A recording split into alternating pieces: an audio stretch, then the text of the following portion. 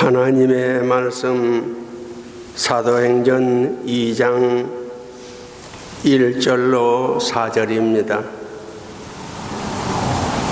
사도행전 2장 1절로 4절입니다.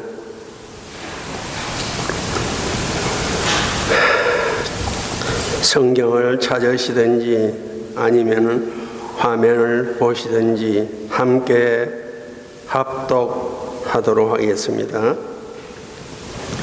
오순절날이 이미 이름에 저희가 다 같이 한 곳에 모였더니 호련히 하늘로부터 급하고 강한 바람 같은 소리가 있어 저희 앉은 온 집에 가득하며 불의 혀같이 갈라지는 것이 저희에게 보여 각 사람 위에 임하여 있더니 저희가 다 성령의 충만함을 받고 성령이 말하게 하심을 따라 다른 방언으로 말하기를 시작하니라.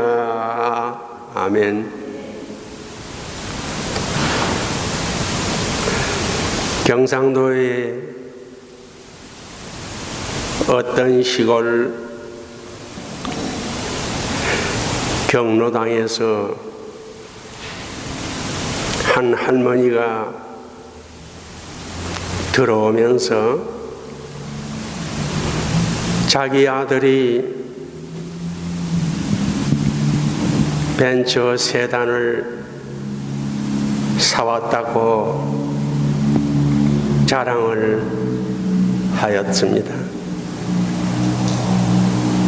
그랬더니 좀 있다가 두 할머니가 집으로 돌아가면서 한 할머니가 말하기를 아니 세상에 뭐 자랑할 것이 없어서 배추 세단 사온 것을 자랑하느냐. 그러니까 옆에 있던 할머니가 너는 그래 들었나? 나는 반쪽 석정으로 들었다. 이것은 농담이지만은 상당히 뼈 있는 말입니다. 우리가 말을 할 때도 바로 하고 잘 해야 되겠지만은 남의 말을 들을 때도 바로 듣고 잘 들어야 된다는 그런 의미의 말씀입니다. 이 시간에 저는 말하는 입장이니까 말을 잘 할 수 있어야 되겠고, 여러분은 듣는 입장이니까 제가 좀 서툴더라도 은혜스럽게 잘 들어주시면 감사하겠습니다. 사도행전 2장 1절은 오순절 날이 이미 이름에 이렇게 시작을 합니다. 오순절은 이미 우리가 잘 아시고 계시듯이 선민 유대인들의 3대 절기 중에 하나입니다. 그런데 오순절이라고 이름을 붙인 것은 6월절부터 시작해서 50일째 되는 날에 지키기 때문에 오순절이라는 그런 이름이 붙었습니다. 6월절은 우리가 잘 아시는 바와 같이 430년 동안 선민 이스라엘이 애굽에서 종살이 하다가 해방과 자유를 얻어서 출애굽하는 것이 6월절입니다. 그들이 430년 동안 애굽의 종노릇 하다가 해방되어서 출애굽하여 광야의 생활이 시작되는데 그 출애굽하인 유월절로부터 50일째 되는 첫 번째 오순절 날에 아주 중요한 일이 있었습니다. 사도행전 7장 38절입니다. 화면에 나오면 같이 읽겠습니다. 시내 산에서 말하던 그 천사와 및 우리 조상들과 함께 광야 교회에 있었고 또 생명의 도를 받아 우리에게 주신 자가 이 사람이라 하였습니다. 그러므로 첫 번째 50일째 되는 오순절 날에 모세가 시내산에서 생명의 도인 십계명과 율법을 받게 됩니다. 그러면서 광야교회, 구약교회가 시작된 것으로 압니다. 그리고 예수님이 부활 성천하신 후에 첫 번째 오순절 날에 오늘 본문 말씀과 같이 성령이 충만히 강림하게 됩니다. 그러면서 신약교회가 시작된 것입니다. 자, 이제부터 본문 말씀을 중심으로 오순절 날에 받은 은혜라는 제목으로 함께 말씀을 나누고자 합니다.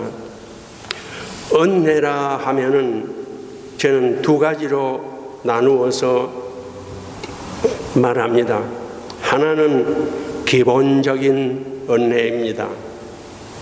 이 기본적인 은혜는 누구든지 예수님을 구주로 영접하면은 남녀노소 빈부 귀천 유무식 인종에 관계없이 다 같이 받는 은혜입니다.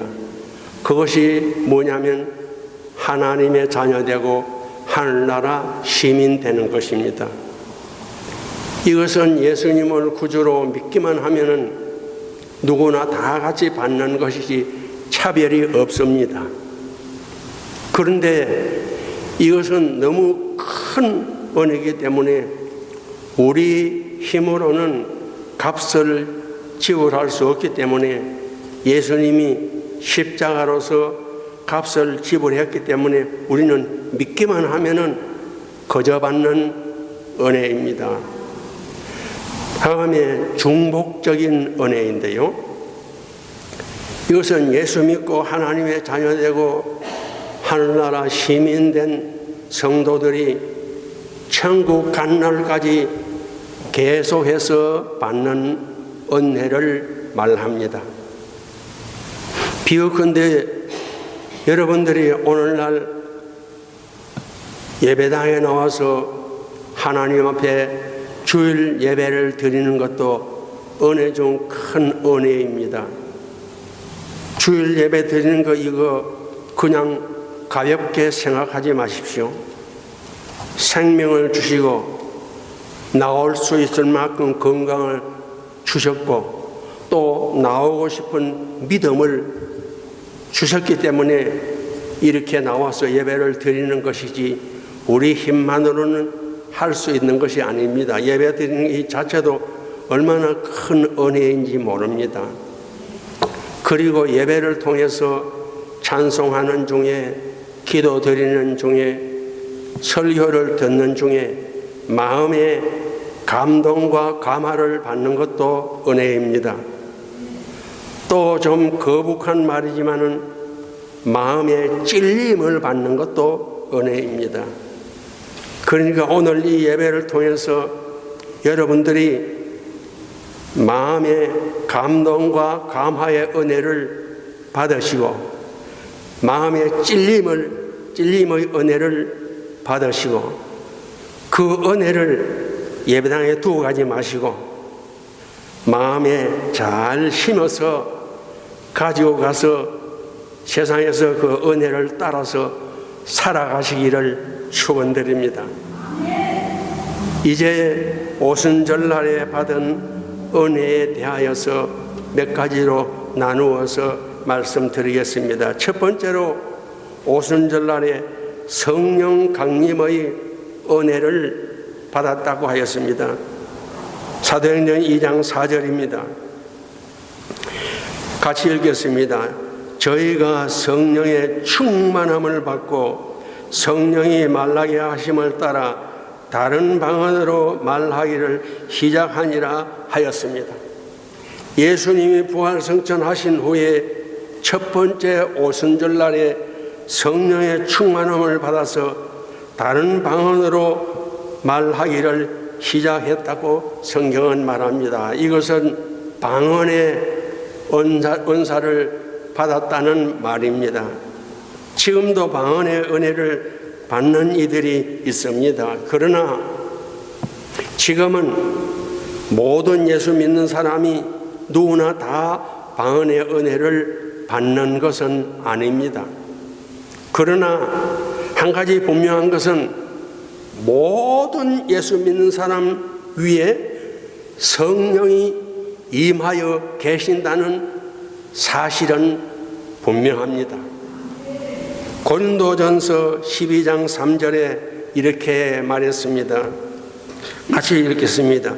그러므로 내가 너희에게 알게 하노니 하나님의 영으로 말하는 자는 누구든지 예수를 저주할 자라 하지 않고 또 성령으로 아니하고는 누구든지 예수를 주시라 할 수 없느니라.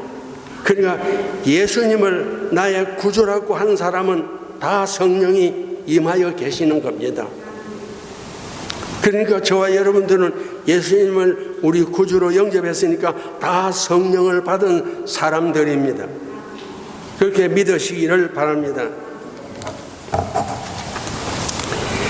초대교회 오순절날에 성령이 강림하여서 은혜를 받은 이들이 방언을 하니까 사람들이 새술이 취하였다 그렇게 말했습니다. 사도행전 2장 13절입니다. 같이 읽어보겠습니다. 또 어떤 이들은 조롱하여 가로되 저희가 새술이 취하였다 하더라고 하였습니다. 이 말을 다른 말로 표현하면요,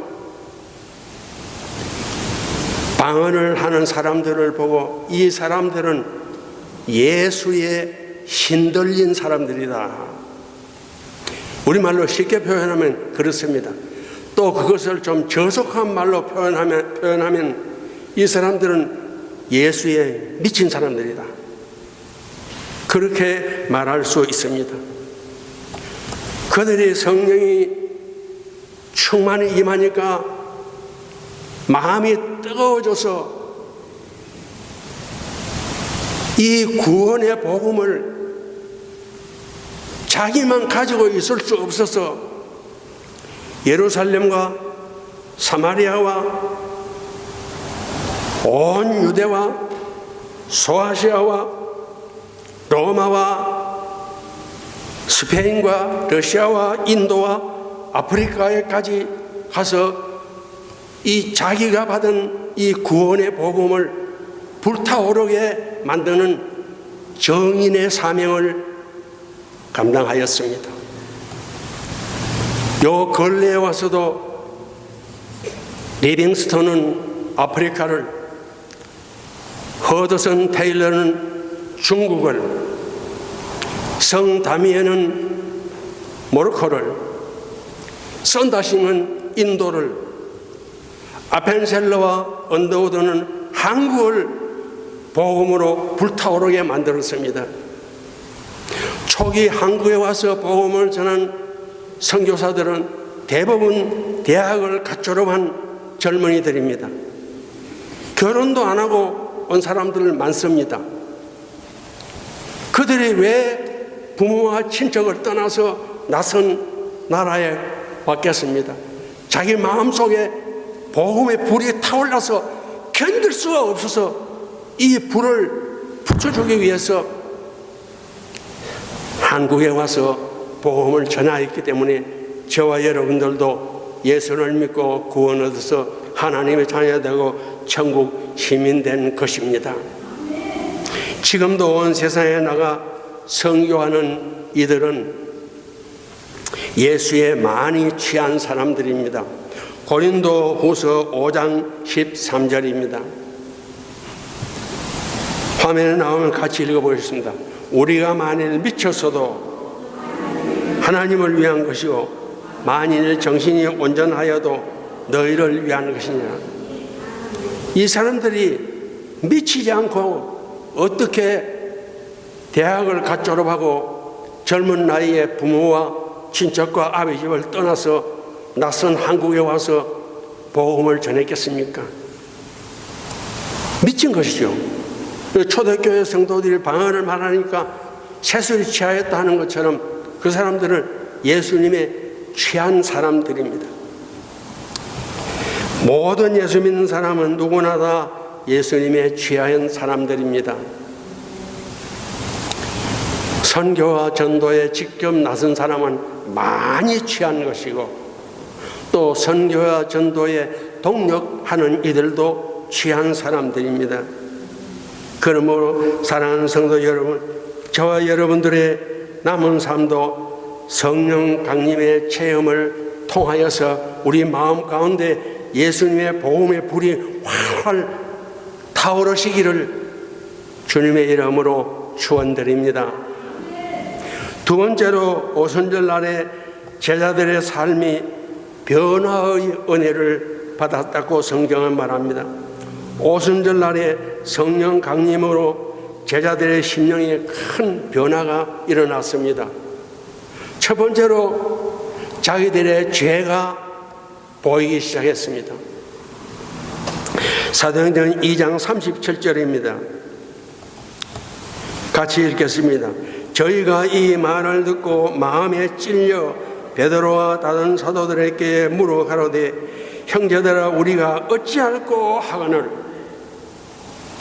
성령 강림하신 후에 베드로가 설교를 하니까 그 베드로의 설교를 듣고 마음에 찔렸다고 했습니다. 그건 자기의 죄가 보였다는 말입니다.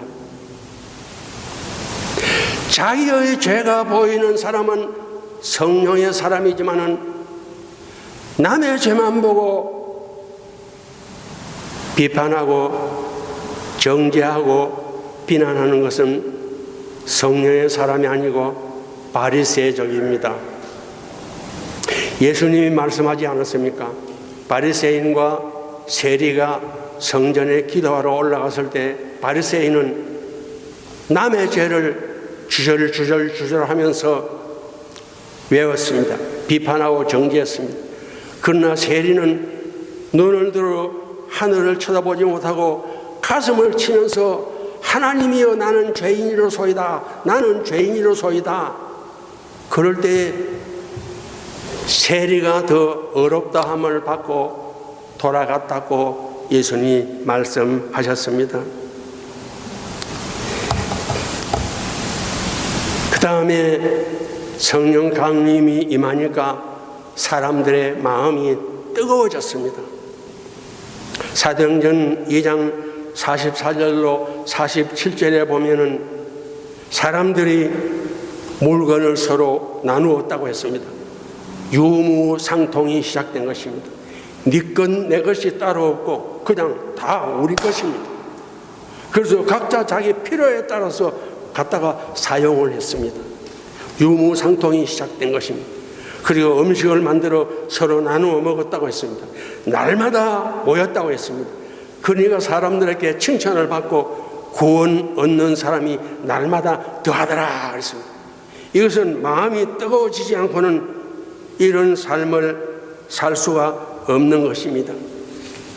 사랑하는 성도 여러분, 우리가 느끼지 못해서 그렇지 여러분들이 지금 예배당에 나와서 예배를 드리는 것도 마음이 뜨겁기 때문입니다. 마음이 뜨겁지 않고는 나올 수 없습니다. 헌금을 하는 것도 마음이 뜨거워야 할 수 있습니다. 기도를 드리는 것도 말씀을 읽는 것도 전도와 선교에 동력하는 것도 마음이 뜨거워야 할 수 있습니다. 여러분들 마음이 뜨거운 분들인데 어떤 면에 나는 마음이 얼마나 뜨거운지 살펴보시기를 바랍니다. 예레미야 20장 9절입니다. 화면에 나오면 다시 읽겠습니다. 같이 읽겠습니다. 내가 다시는 여호와를 선포하지 아니하며 그 이름을 말하지 아니하리라 하면 내 중심이 불붙는 것 같아서 골수에 사무치니 답답하여 견딜 수가 없나이다. 복음을 전하지 아니하면 내 중심이 불붙는 것 같아서 견딜 수가 없다고 예레미야는 그렇게 고백을 했습니다. 저와 여러분들도 성령의 심령이 뜨거워져서 하나님을 뜨겁게 사랑합시다. 내 이웃을 내 몸같이 사랑하시고 열심히 복음을 나누어 주는데 동참하는 삶으로 남은 삶이 점점 풍성하도록 최선을 다하시기를 부탁드립니다. 그 다음에 오순절날에 성령이 임하니까 말씀을 깨닫는 삶으로 변화되었다고 하였습니다. 요한복음 14장 26절입니다. 보혜사 곧 아버지께서 같이 읽겠습니다. 보혜사 곧 아버지께서 내 이름으로 보내실 성령 그가 너희에게 모든 것을 가르치고 내가 너희에게 말한 모든 것을 생각나리라 하시리라 하였습니다. 제자들은 3년 동안 예수님을 따라다니면서 동거하고 동숙하였지만 지식만 했지 말씀을 깨닫지를 못했습니다. 그래서 예수님이 잡혀가니까 도망가서 숨어버렸습니다. 모른다고 부인했습니다. 그러나 오순절날에 성령이 강림하시니까 과거에 들었던 말씀이 깨달아졌습니다. 지식만 하는 것은 죽은 지식입니다. 행함이 없는 믿음은 죽은 믿음입니다. 야고보 2장 17절과 26절에 행함이 없는 믿음은 죽은 믿음이라고 하였습니다. 예수님이 말씀했습니다. 어떤 아버지가 두 아들이 있는데 맏아들에게 가서 오늘 포도원에 가서 일하라 그러니까 예 가겠습니다 하고 안 갔습니다. 둘째 아들에게 가서 포도원에 가서 일하라 그러니까 싫습니다. 그런데 뉘우치고 갔습니다. 누가 아버지의 뜻대로 했느냐? 둘째 아들입니다. 저와 여러분들의 남은 삶도 말씀을 지식만 하지 마시고 최선을 다하여 말씀을 깨달아서 말씀을 따라서 사는 삶으로 점점 풍성하여지시기를 부탁드립니다. 세 번째로 오순절날 성령 강림으로 능력 있는 성도가 되었다고 하였습니다. 사도행전 2장 1절로 4절 아까 읽었던 본문 말씀인데 다시 한번 우리가 잘 보면서 함께 읽어보겠습니다. 사도행전 2장 1절로 4절입니다.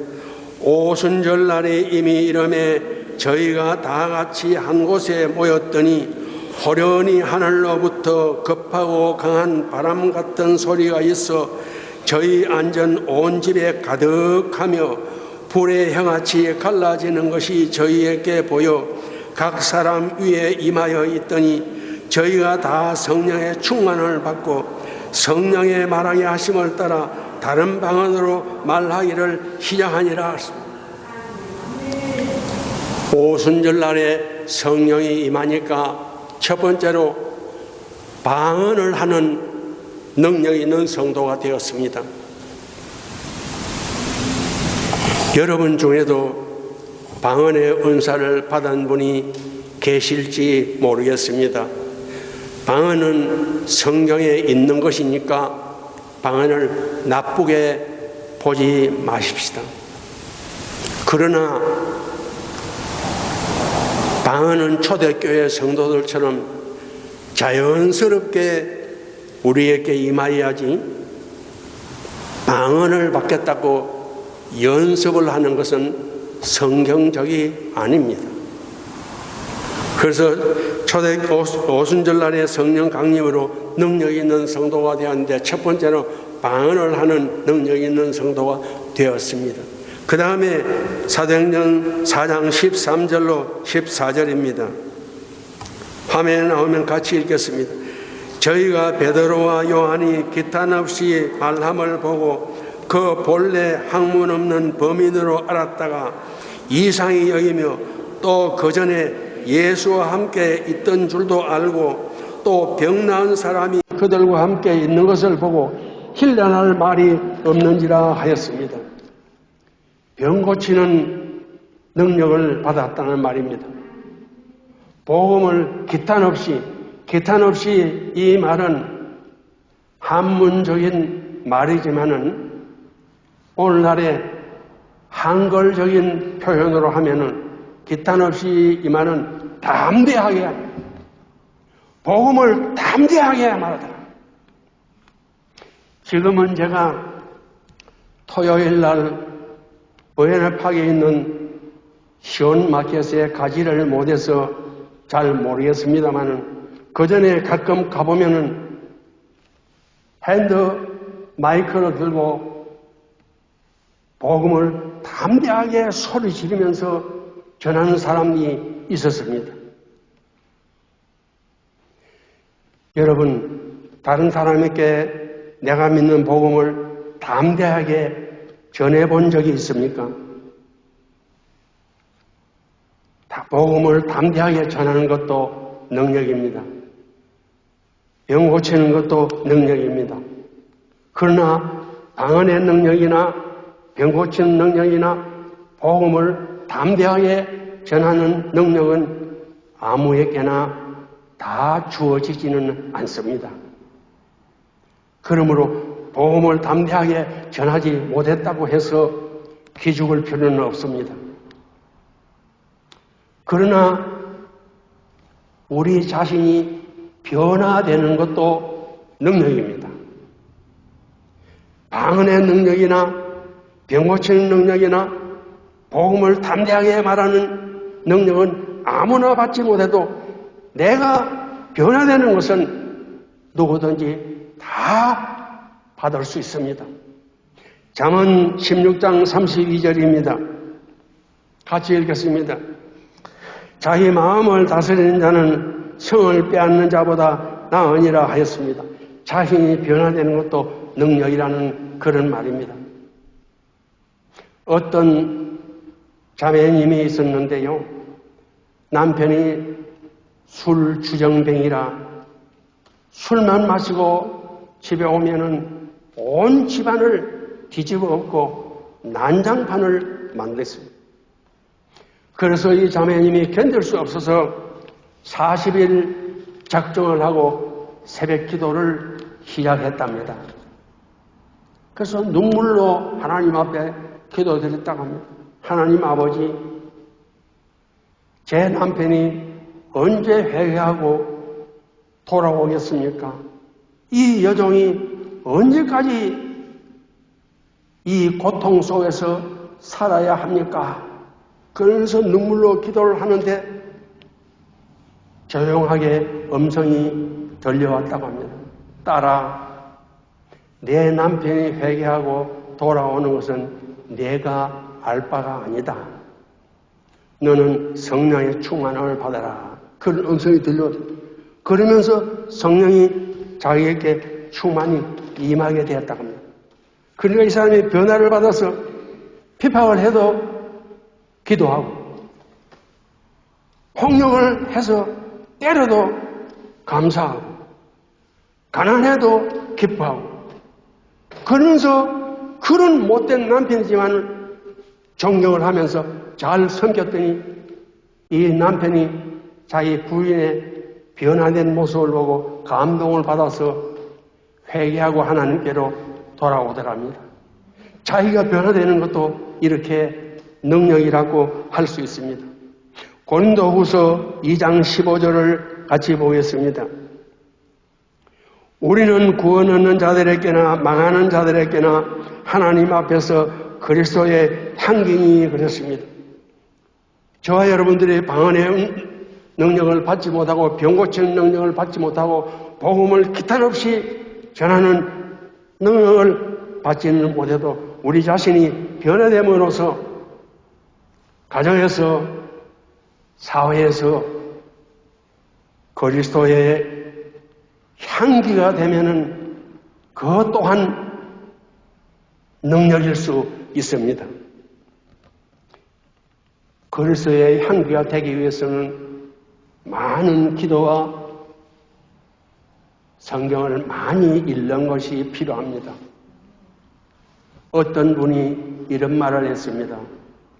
성경을 300독을 하면은 성경 말씀이 머릿속에 머물고 3000독을 하면 심장 속에 머물고 30,000독을 하면은 삶이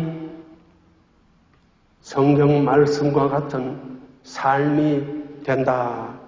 그런 말을 했다고 하는데 참 어려운 이야기지요.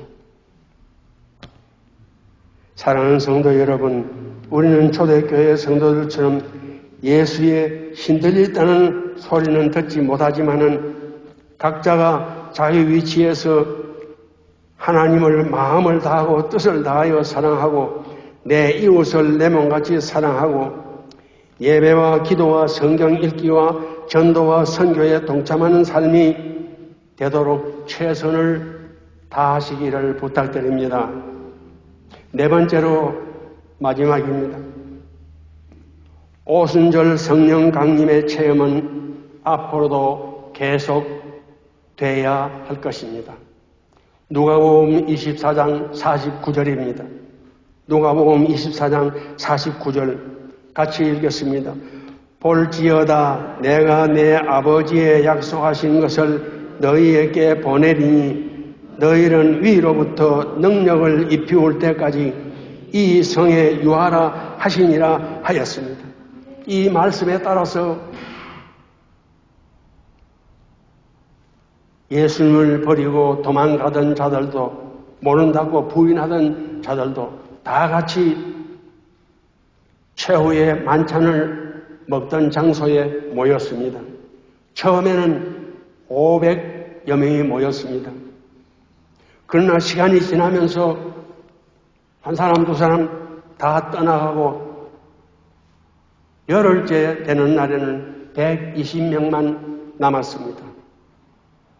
그들은 무엇을 달라고 얻기 위해서 남은 것이 아니고 이 성에 유하라는 말씀을 순종해서 모여서 기다렸습니다.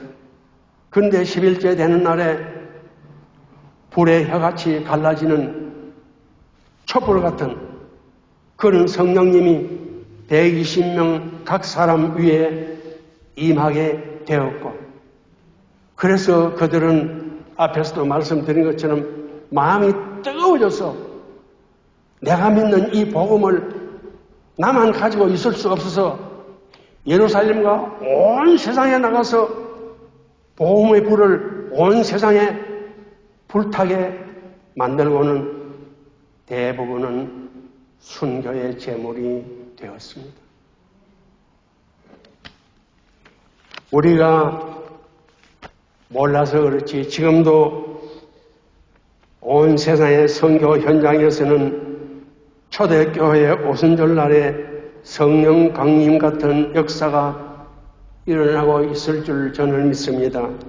사랑하는 성도 여러분, 우리가 주일날 이렇게 모여 교회 예배당에 찾아온 것도 하나님 앞에 무엇을 달라고 온 것이 아닙니다. 주일을 거룩하게 지키라는 말씀을 순종해서 나온 것입니다. 그러니까 이 성에 유하라는 그 말씀을 순종해서 요한 마가의 다락방에 모였던 사람들처럼 저와 여러분들도 주일을 거룩하게 지키라는 말씀을 따라서 나온 것입니다. 그런데 말입니다. 이 초대교회 성령 강림의 역사가 2000년 전에만 있고 지금 우리에게는 없으면 되겠습니까? 우리에게도 반드시 있어야 되겠습니다. 저와 여러분들에게도 성령이 강림하여서 우리의 생각과 삶이 변화되고 능력 있는 성도가 되어야 되겠습니다. 죄를 이기고 세상을 이기고 옛사람을 이기고 미움을 이기고 원망 불평을 이기고 감사 찬송하는 그런 삶으로 능력 있는 삶으로 변화되면은 오순절날의 성령 강림의 역사가 우리에게도 함께 하시는 것인 줄 믿습니다.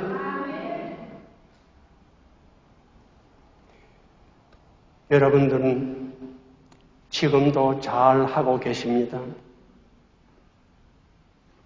그런데 그 잘 하시는 중에 조금만 더 힘써서 기도하고 성경 읽고 전도하고 복음을 모든 사람에게 전하는데 직접이든지 간접이든지 동참하는 삶으로 조금만 더 힘써 주시기를 주님의 이름으로 간절히 축복합니다.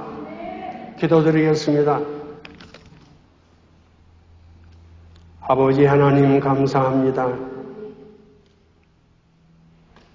우리를 하나님의 자녀 삼고 하늘나라 시민 삼아주심을 감사해서 오늘도 주의를 거룩하게 지키라는 말씀을 따라서 이 자리에 나왔습니다. 이 시간에는 사도행전 2장 1절로 4절 말씀을 중심으로 오순절날에 받은 은혜라는 제목으로 함께 말씀을 나누었습니다. 아버지 하나님, 이 오순절날에 있었던 이 역사가 2000년 전에만 있어서는 되겠습니까?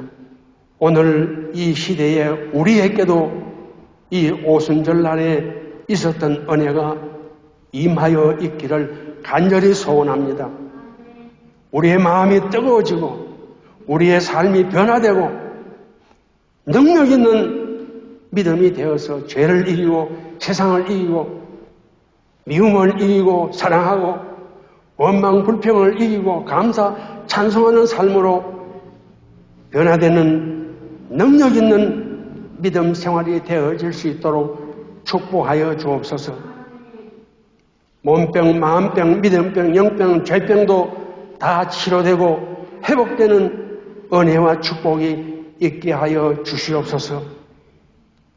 우리를 사랑하시는 예수 그리스도의 이름으로 감사하며 기도 올리옵나이다. 아멘.